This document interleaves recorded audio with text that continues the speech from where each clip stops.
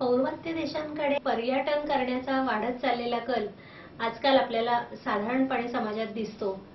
पौर्वात्य देशांबद्दल मिळणारी माहिती इंटरनेटवरून असं त्यांचे रिलीज होणारे फोटोज, तिथली पर्यटन स्थळं आपली नेहमीच उत्सुकता वाढवत असतात आणि त्या देशांमध्ये जर घर बसल्या आपल्याला सफर करून यायची असेल ना, तर पु ल देशपांडेंच्या पूर्वरंगाला पर्यायच नाही. कारण पौर्वात्य देशांमध्ये जाताना करायची तयारी, तिथल्या बोटीवरचा सफरीचा आनंद, तिथे उडणारी मग फजिती ही त्यांच्याच शब्दात आपण ऐकूया ना. माझा प्रवास आणि आंतरराष्ट्रीय परिस्थितीची चिघळाचिघळ यांचा काहीतरी योगायोग असावा. काही वर्षांपूर्वी पश्चिम पाहायला निघालो तर सुएझचा कालवा वाटेत खवळून उठला होता. आता पूर्व पहावी असा विचार मनात आला आणि इंडोनेशियात इरियन बारचा प्रश्न उभा राहिला. इंडोनेशिया आणि इरियन बार या दोन्ही देशांना मी नकाशात सुद्धा कधी बोट लावले नव्हते. पण आम्ही पूर्वेचे प्रस्थान ठेवल्याचे डॉक्टर सुकार्नोच्या कानात कोणी जाऊन सांगितले कोण जाणे. त्याने लगेच इरियन बारत झालाच पाहिजे अशी आरोळी ठोकली आणि आमचा सुदूर पूर्वेचा बेत सुदूर कोपऱ्यात जाऊन पडण्याची धास्ती निर्माण झाली. बाकी मराठीतील चिघळणे हे क्रियापद हल्ली फक्त आंतरराष्ट्रीय परिस्थितीसाठी राखून ठेवण्यात आले असावे. गर्ता ही जशी फक्त अबलेसाठीच राखून ठेवण्यात आली आहे, तसेच चिघळणे हे क्रियापद विशेषतः मी प्रवासाला निघालो की आंतरराष्ट्रीय परिस्थितीसाठी राखण्यात आले आहे. आंतरराष्ट्रीय परिस्थिती आणि कोकण रेल्वे हे दोन प्रश्न आता फार सुधारत चालले आहेत असे दोन मथळे वाचले की आता मी सुखाने मरतो असे बाजी प्रभूच्या तालीवर म्हणण्याची प्रस्तुत देशपांडेंची फार इच्छा आहे. पण तो योग काही येत नाही. मेला कोंबडा आगीला भेट नाही या न्यायानं मी या चिघळत्या आंतरराष्ट्रीय परिस्थितीच्या बुजगावण्याला आता भीत नाही. आजवर या धमक्या खूप ऐकल्या. संहारक अस्त्रांची संहार क्षमता जसजशी वाढायला लागली आहे तसतशी माझी भीती कमी कमी होत जात आहे. हायड्रोजन बॉम्बच्या उच्चजनक बॉम्ब या मराठी नावाला मी जितका भीतो तितका त्या बॉम्ब हल्ल्याला भीत नाही. त्यामुळे आंतरराष्ट्रीय प्रश्नाचं काय वाटेल ते हो, आपण ठरल्या दिवशी पूर्वेला जाणाऱ्या जहाजात पाय ठेवणारच असा निश्चय करून मी बांधाबांधी सुरू केली. माझी तयारी सुरू असताना पृथ्वीप्रमाणे आकाशातही एक कट चालला होता. अष्टग्रही नावाचे एक प्रकरण शिजत होते आणि माझी बोट तर नेमकी संक्रांतीच्या दिवशीच सुटणार होती. त्या दिवशी तरी आकाशस्थ मंडळींच्या कार्यकारिणीचे ठराव पास होऊन वादळे, रोगराया, भूकंप, लढाया, अपघात वगैरे संबंधीच्या निश्चित कार्याची रूपरेषा आखण्यात येऊन प्रत्यक्ष कार्याला सुरुवात होणार होती. पण दिल्लीच्या सरकारी वातावरणात मी काही वर्ष घालवल्यामुळे 7-8 लोकांची कमिटी काही कार्य करू शकते यावर माझा विश्वासच नव्हता. त्यातून मंगळ, शनी वगैरे डाव्या बाजूचे पुढारी आणि बुधगुरु वगैरे उजव्या गटाचे सज्जन, शुक्र, चंद्र यासारखी शौकीन श्रीमंत स्वतंत्र पार्टी, रवी सारखा स्वप्रकाशी इसम आणि नेपच्यून, हर्षल वगैरे वर्गीकृत जमातीचे पुढारी एकत्र येऊन कोणताही निर्णय एका बैठकीत घेतील हे अशक्य होते. त्यामुळे अष्टग्रहीच्या भीतीपासून मी सर्वस्वी मुक्त होतो. यंदा कशाला बुवा जाता असली शंका काढणारे मित्र आम्हाला नामोहरम करण्याचा आटोकाट प्रयत्न करत होते. पण माझ्या स्वभावातली गोम ही माझ्या मित्रांना अजूनही कळली नव्हती. मी सामाजिक संकटांना भीत नाही. मला स्वतःला सर्दी झाली की मी हैराण होतो, पण फ्लूची साथ आली की माझ्या भीतीला मुंबई शहराच्या 40 लाख लोकसंख्येचा भाग जातो आणि माझ्या वाट्याला एक 40 लक्षांश भीती उरते आणि ती मी सहज पेलू शकतो. स्वातंत्र्याच्या चळवळीत मी एकट्याने जाऊन बॉम्ब टाकला नसता, पण शिवाजी पार करून 30-40 हजार लोक गणपती बुडवायला निघतात तसे बॉम्ब बुडवायला निघाले असते तर त्या मिरवणुकीत मी उत्साहाने गेलो असतो. थोडक्यात म्हणजे माझं मन हे 4 चौघांसारखं सामाजिक आहे. सुधारणा आणि रोग हे वैयक्तिक पातळीवर मला भेडसावतात, पण त्यांनी एक सामाजिक पातळी गाठली की मला बळ येतं. त्यामुळे अष्टग्रहांनी टाकलेला जागतिक विध्वंसाचा चॅलेंज मी जगाच्या लोकसंख्येने भागला आणि प्रवासाची तयारी जारी ठेवली. आणि शेवटी त्या अष्टग्रहांनी देखील आजवरची हुकुमशाही सोडून लोकशाहीचा अवलंब केल्याबरोबर त्यांच्याही कार्यक्षमतेला आठांनी भाग गेला आणि कार्य फिसकटले. काही ग्रह नेमके गैरहजर राहिले, काही उशिरा आले. सरकारी कमिट्यात सुद्धा केवळ प्रवास खर्च आणि दैनिक भत्ता गोळा करायला चांगली मातब्बर मंडळी उशिरा येतात हे मी स्वतः पाहिले होते.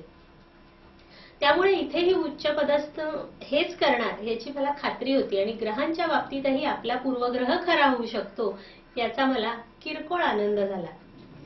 आयुष्यात एकदा युरोप घडले होते. प्रवासविषयक अनुभवाचे शहाणपण आम्हा उभयतांना बरेच होते.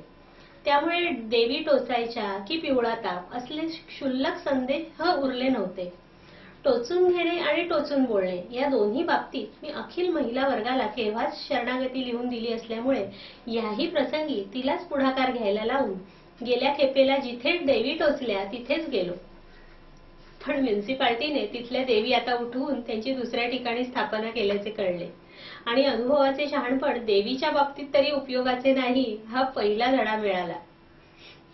शेवटी दोनदा विजेचे बिल भरण्याचे हापीस, एकदा पाणी खात्याची कचेरी, एकदा इथे मयताचे पास लिहून मिळतात हा बोर्ड असे हेलपाटे झाल्यावर देवी टोचायचा दवाखाना सापडला. देवी टोचणाऱ्या डॉक्टरीण बाई होत्या. त्यांच्या चेहऱ्यावर एक कायमची आठी टोचली होती. त्यांनी पहिल्याच भेटीत उद्या या असे कमालीच्या उद्धट इंग्रजीत सांगून आमच्या दंडाला न धरता आम्हाला हाकलवून दिले. प्रवासाचे नष्टचर्य सुरू झाले असे मनात म्हणत खाली उतरलो आणि तेवढ्यात दुसरीकडे जाऊन कॉलरा घुसवता येतो का काय म्हणून निघालो. या खेपेला प्राण गेला तरी हाफकिन इन्स्टिट्यूट मधला कॉलरा घुसवायचा नाही हे पक्के ठरले होते. त्या संस्थेचे आणि कुत्रे चावण्याच्या डोक्यात चमत्कारिक नाते जडले आहे. उद्या कोणी मुंबईच्या सोनापूर लेन मध्ये उत्तम बासुंदी मिळते असे सांगितले ना तरी मी खाणार नाही, कारण त्या लेनचा खाण्याशी संबंधच जुळवता येत नाही. हाफकिन इन्स्टिट्यूट आणि कुत्रा हा गाफील डॉक्टर नर्सशी बोलता बोलता आपल्याला काय टोचून जाईल याची खात्री देता येत नाही. तेवढ्यात म्युनिसिपल दवाखानाची पाटी दिसली आणि आत शिरलो. तिथे सामसूम होती. बाकावरचा शिपाई कोडे सोडवण्यात दंग होता. त्याच्या बाजूला आदवीने उभा राहिलो. काही वेळानं त्याने चौकोनातून डोके वर काढून पाहिले आणि ओळखीचे स्मित केले. माझे काम मी त्याला सांगण्यापूर्वीच त्याने मला त्या चौकोनात आध्यात्मिक तत्वज्ञान हा भारताचा गाभा आहे का पाया आहे हे विचारलं. मी गाभा म्हणालो आणि हिने पायच बरोबर म्हणण्यापूर्वी मी कॉलरा टोचून घ्यायचा आहे असं सांगून अस्तन्या सावरल्या. त्या चपराशालाही कोड्याचा साहित्य आणि साहित्यिक यांच्याशी संबंध असतो हे ऐकल्यामुळे बक्षिसाचा गाभा हाताशी आला असे वाटले की काय कोण जाणे. पण त्याने चटकन आम्हाला आत नेऊन फॉर्म दिला. मी नाव लिहिल्यावर वाटलंच मला असं काहीसे पुटपुटत त्याने आम्हाला डॉक्टरांपुढे नेऊन उभे केले. डॉक्टरांनी दंडात माफक कॉलरा घुसवला. पिवळ्या सर्टिफिकेटावर सही शिक्के उठले. हातासरशी देवीही टोचायचा विचार होता, पण डॉक्टर म्हणाले थांबा एक दिवस. मग एक दिवस आम्ही थांबलो आणि दुसऱ्या दिवशी त्या रुष्ट देवीकडून देवी टोचून घेतल्या. ही देवी डॉक्टरीण म्युनिसिपालिटीच्या रस्ते खोदणाऱ्या खात्यातून बदली होऊन आलेली मुकादमीण होती की काय कोणास ठाऊक.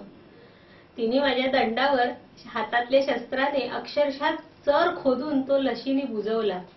पुढे यापुढे 3 जन्म मला देवीची भीती नाही. माझ्या पत्नीचाही हात रक्तबंबाळ झाला होता. उजव्या हातावर आदल्या दिवशीचा कॉलरा आणि दुसऱ्या हातावर ताज्या देवी घेऊन आम्ही आमच्या चतुर्भुज आधांतरी मिरवत गिरगावच्या गर्दीतून घरापर्यंत कसे आलो ते आमचे आम्हालाच ठाऊक. पूर्व आशियाच्या प्रवासाची ही असली सक्तीची पूर्वतयारी सोडली तर इतर काहीच नव्हती तयारी. सिंगापूर आणि टोकियो ही 2 शहरं सोडली तर बाकीच्या गावांचा ठिकाणा निश्चितपणे ठावा नव्हता. पण भीतीप्रमाणे अज्ञानाची लाज देखील यथेच्छ विभागली गेली की तिचा त्रास होत नाही. माझा प्रवास पूर्वेचा आहे, सुदूर पूर्वेचा आहे की आग्नेय आशियाचा आहे हे माझे मलाच कळत नव्हते. एक तर चीन, जपान ही ठळक नावे वगळली तर इतर आशिया हा काय प्रकार आहे ह्या संबंधी आपल्या सर्वांचे अज्ञान फार सखोल आहे. बांडुंग शहर कुठे आहे याचे उत्तर आता साऱ्या आशियाई लेखकांनी खवळून उठले पाहिजे वगैरे तावातावाने बोलणाऱ्या माझ्या साहित्यिक मित्रांपासून ते भूगोलाच्या शिक्षकांपर्यंत चटकन कुणालाही देता आले नाही. थायलंड म्हणजेच सयाम आणि जकार्ता हे इंडोनेशियात आहे असले ज्ञानाचे कण जेव्हा पूर्वतयारीत पदरी पडायला लागले तेव्हा आम्ही तथाकथित आशियाई लोक किती युरोपीय आहोत हे पटू लागले. माझ्या पत्नीने तर एका चांगल्या क्लास 1 कुटुंबातल्या पार्टीत हे लाओस कुठे आहे हो असा प्रश्न विचारून सगळ्या पाहुण्यांच्या गळ्यात घास अडकवला होता. आमच्यासारखे अज्ञजंत सोडाच, परंतु निरनिराळ्या देशातील भारतीय वकिलातीत त्या देशाबद्दल आणि भारताबद्दल जे खास इंग्रजी अज्ञान आहे ते पाहून तर स्वतंत्र भारताची मॅनेजिंग एजन्सी पुन्हा एकदा एखाद्या इंग्लिश कंपनीला द्यावीसे वाटायला लागले आहे.